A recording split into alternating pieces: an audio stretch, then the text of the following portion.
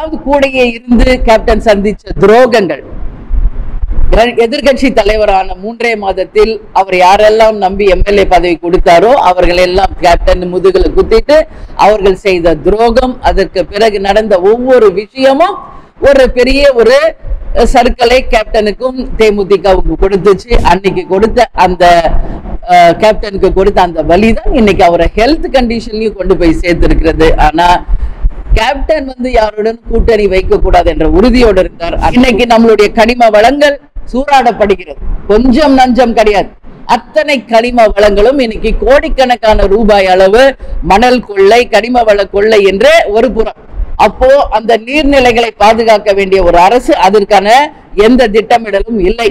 நான் ஒரு விஷயம் சொல்றேன், சரியான திட்டமிடல் இருந்தால் யார்கிட்டையும் தமிழ்நாடு கையேந்த வேண்டிய அவசியம் நிச்சயம் இருக்காது. இதற்கான திட்டத்தை வகுக்க வேண்டியது யார் ஆட்சியில் இருக்கிறார்களோ அவர்கள் தான். அதுல எந்த மாற்று கருத்தும் கிடையாது. இவங்களுக்கு ஜால்ரா தட்டவங்க மட்டும்தான் நல்லவங்க, ஒரு எதிர்கருத்து சொல்லிட்டா அவங்க கெட்டவங்க அப்படின்றதெல்லாம் கிடையாது. அவருக்கான அவருடைய எண்ணம் என்னவோ, அவருக்கான அறிவுறுத்தல் என்னவோ அதுபடி அவர் செயல்படுகிறார் என்பதுதான் என்னுடைய கருத்து. 2011 வரைக்கும் தேசிய முற்போக்கு திராவிட கழகம் யாருடனும் கூட்டணி இல்லாமல் தனியாக களம் கண்ட வரை தேசிய முற்போக்கு திராவிட கழகத்தின் அபரீதமான ஒரு வளர்ச்சி சக்தி எல்லாருக்கும் தெரிய வந்தது. ஏன்னா ஒட்டுமொத்தமான வாக்கு வங்கியும் சிங்கிளா தேசிய முற்போக்கு திராவிட கழகத்திற்கு கிடைத்த போது முதல் தேர்தலில் 8.33, அதுக்கு அடுத்து 10.38% வாங்கும் பொழுது ஒரு மிகப்பெரிய சக்தியா தெரிஞ்சது. 2011க்கு பிறகு நாங்கள் கூட்டணி என்று சென்ற பிறகு நாங்கள் போட்டியிடும் தொகுதிகளை தவிர மற்ற தொகுதிகளினுடைய எண்ணிக்கை இதுல சேராதது. அப்போ கேப்டனும் சரி பல சவால்கள், அதாவது கூடையே இருந்து கேப்டன் சந்திச்ச துரோகங்கள். எதிர்கட்சி தலைவரான 3 மாதத்தில் அவர் யாரெல்லாம் நம்பி எம்எல்ஏ பதவி கொடுத்தாரோ அவர்கள் எல்லாம் கேப்டன் முதுகுல குத்திட்டு அவர்கள் செய்த துரோகம், அதற்கு பிறகு நடந்த ஒவ்வொரு விஷயமும் ஒரு பெரிய ஒரு சர்க்கலை கேப்டனுக்கும் தேமுதிகவுக்கும் கொடுத்துச்சு. அன்னைக்கு கொடுத்த அந்த கேப்டனுக்கு கொடுத்த அந்த வலிதான் இன்னைக்கு அவரை ஹெல்த் கண்டிஷன்லயும் கொண்டு போய் சேர்த்திருக்கிறது. ஆனா கேப்டன் யாருடன் கூட்டணி வைக்க கூடாது என்ற உறுதியோடு இருந்தார். ஆனா கூட்டணி வச்சோம், எதிர்கட்சி தலைவரான ஆனோம். அதற்கு பிறகு வந்த கூட்டணிகள் சரியாக அமையல. எப்பவுமே அரசியலிலும் சரி வாழ்க்கையிலும் சரி வெற்றி பெறுவது ஒண்ணுதான் வரலாறா இருக்கும். நாம சந்திக்கிற தோல்விகளோ நாம் சந்திக்கின்ற எதிர்ப்புகளோ வரலாறாக மாறாது. அதனால இதுவரைக்கும் நாங்கள் வெற்றிகளையும் பார்த்துட்டோம், தோல்விகளையும் பார்த்துட்டோம். இனி வருங்காலம் எங்களை நம்பி இருக்கின்ற கோடான கோடி தொண்டர்களுக்காக நிச்சயமாக தேசிய முற்போக்கு திராவிட கழகம் வெற்றி வியூகம் ஒன்றே மட்டுமே அமைப்போம். அதில் நிச்சயம் நாங்கள் வெற்றி பெறுவோம் என்று இந்த நேரத்தில் உங்களுக்கு நான் உறுதியாக தெரிவித்துக் கொள்கிறேன். உட்கட்சி தேர்தல் முடிந்தவுடன் தேசிய முற்போக்கு திராவிட கழகத்தின் செயற்குழு பொதுக்குழு நடக்க இருக்கிறது. அன்றைக்கு தலைவர் அவர்கள் செயற்குழு பொதுக்குழுவில் கலந்து கொள்வார், முக்கியமான அறிவிப்புகளை தருவார் என்று நான் ஏறக்குறைய ஓராண்டு காலமா உங்களுக்கு சொல்லிட்டு இருக்கேன். இது திடீர்னு எடுத்த முடிவோ திடீர்னு எடுத்த ஒரு விஷயமோ கிடையவே கிடையாது. ஆக்சுவலி உங்களுக்கு நான் பிராங்கா சொல்லணும்னா 10ஆம் தேதி தான் நம்ம ஃபர்ஸ்ட் செயற்குழு பொதுக்குழு அறிவிக்கிறதா இருந்தோம். அதற்கான ஏற்பாடுகள் அத்தனையும் தலைமை கழகத்துல நடந்துகிட்டு இருந்துச்சு.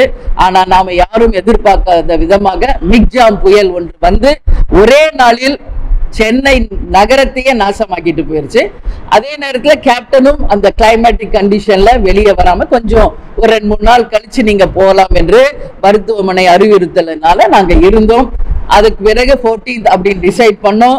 கேப்டன் சொன்னாரு 14th நம்ம வைக்கணும்னு சொல்லி, அது பிரகாரம் ஏற்கனவே நாங்கள் திட்டமிட்டபடி 14ஆம் தேதி தேசிய முற்போக்கு திராவிட கழகத்தின் 18ஆம் ஆண்டு செயற்குழு பொதுக்குழு நடந்தது. இது ஒன்றும் அவசரமாக எடுத்ததோ திடீர்னு எடுத்த முடிவோ கிடையவே கிடையாது. இது ஏற்கனவே பிளான் பண்ணது, அது அறிவித்தது உங்களுக்கு 14th உங்களுக்கு காலதாமதமாக தெரியலாம்.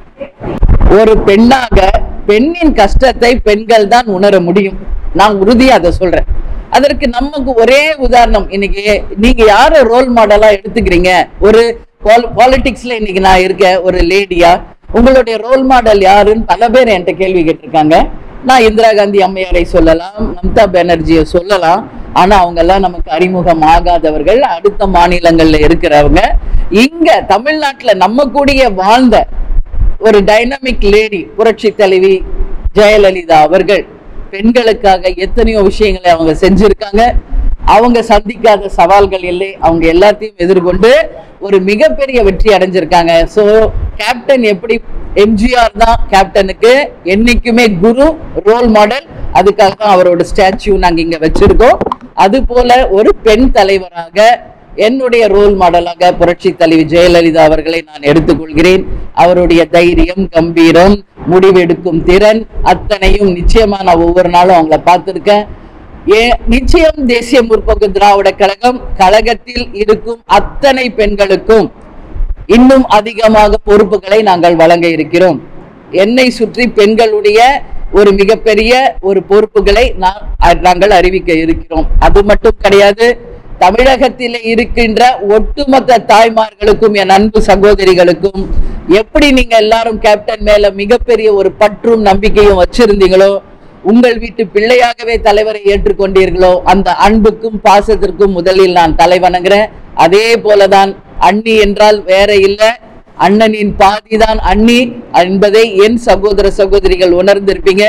என்றைக்கும் பெண்களுக்கு நான் முழு பக்கபலமாக இருந்து தமிழ்நாட்டின் அனைத்து பெண்களுக்கும் எந்த ஒரு பிரச்சனையினாலும் முதல் ஆளாக நான் களம் காண்பேன், அவர்களுக்கு உறுதுணையாக இருப்பேன் என்பதை இந்த நேரத்தில் உங்களுக்கு நான் தெரிவித்துக் கொள்கிறேன்.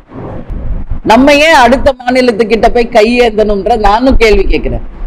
ஒரே ஒரு நாள் மழை, நம்ம எல்லாரும் சென்னையில தான் இருக்கோம், ஒரே ஒன் டே லிட்ரலி ஒரே ஒரு நாள் மழை சென்னை தாங்குச்சா? யோசிச்சு பாருங்க. கடவுள் நமக்கு மழையை வரமா கொடுத்துக்கிட்டு இருக்காரு. கடந்த 6 மாசமா நாம பார்த்துக்கிட்டு தான் இருக்கோம். நமக்கு வேண்டியதுக்கு விட சர்ப்ளஸ் ஆஃப் வாட்டர் நம்மளுக்கு ரெயின் மூலமா கிடைச்சிக்கிட்டு தான் இருக்கு. இதை சேமிக்கின்ற திறன் நமது அரசுக்கு இல்லை, தூர்வாரப்படுவதில்லை. வருகின்ற மழை நீரை எப்படி சேமிக்கணும், அதை எப்படி மக்களுக்கு பயன்படுத்தணும் என்கின்ற ஒரு திட்டமிடுதல் இங்கு இல்லை. தொலைநோக்கு பார்வையோடு எந்த விதமான திட்டமோ எதுவுமே இங்க கிடையாது. இப்போ அத்தனை தண்ணீரும் எங்க போயிட்டு இருக்கு? கடல்ல போய் வீணா கலந்துகிட்டு இருக்கு. இதையெல்லாம் சரியான முறையில தூர்வாரப்பட்டு தடுப்பணைகள் அமைச்சு குளம், ஏரி, அதே மாதிரி டேம்ஸ் எல்லாம் நல்லபடியாக நீங்க தூர்வாரி அந்த வாட்டரை நம்ம சேமிச்சாலே யாரையும் நம்ம போய் கேட்கவும் வேணாம், யார்கிட்டையும் நாம் கையேந்தவும் வேண்டாம் என்பதான் என்னுடைய நிலைப்பாடு. உறுதியா நான் சொல்றேன். கர்ம வீர காமராஜர் அணையை கட்டினாரு. அதுக்கப்புறம் என்ன அணைகள் இங்கு தமிழ்நாட்டுல கட்டப்பட்டு இருக்கிறது என்ற ஒரு கேள்வியை உங்க முன்னாடி நான் கேட்கிறேன். நீங்க எல்லாம் அறிவாளிகள், படித்தவர்கள். தமிழ்நாட்டின் அனைத்து வளங்களும் காக்கப்பட வேண்டும் என்பதுல பத்திரிகையாளர்களாக உங்களுக்கும் அத்தனை உரிமையும் இருக்கு. இன்னைக்கு நம்மளுடைய கனிம வளங்கள் சூறாடப்படுகிறது, கொஞ்சம் நஞ்சம் கிடையாது. அத்தனை கனிம வளங்களும் இன்னைக்கு கோடிக்கணக்கான ரூபாய் அளவு மணல் கொள்ளை, கனிம வள கொள்ளை என்று ஒரு புறம். அப்போ அந்த நீர்நிலைகளை பாதுகாக்க வேண்டிய ஒரு அரசு, அதற்கான எந்த திட்டமிடலும் இல்லை. நான் ஒரு விஷயம் சொல்றேன், சரியான திட்டமிடல் இருந்தால் யார்கிட்டையும் தமிழ்நாடு கையேந்த வேண்டிய அவசியம் நிச்சயம் இருக்காது. இதற்கான திட்டத்தை வகுக்க வேண்டியது யார் ஆட்சியில் இருக்கிறார்களோ அவர்கள் தான்.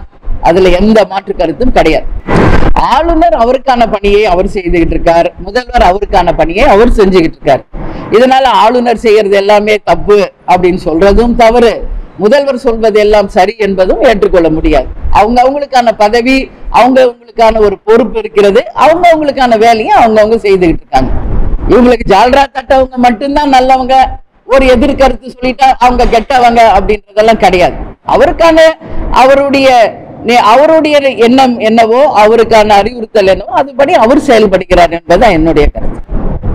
அதாவது நாளைக்கு முதலமைச்சர் அவர்களால் 6000 ரூபாய் ஒட்டுமொத்தமாக மழையில் பாதிக்கப்பட்ட மக்களுக்கு தரப்படுவதாக நான் பார்த்தேன்.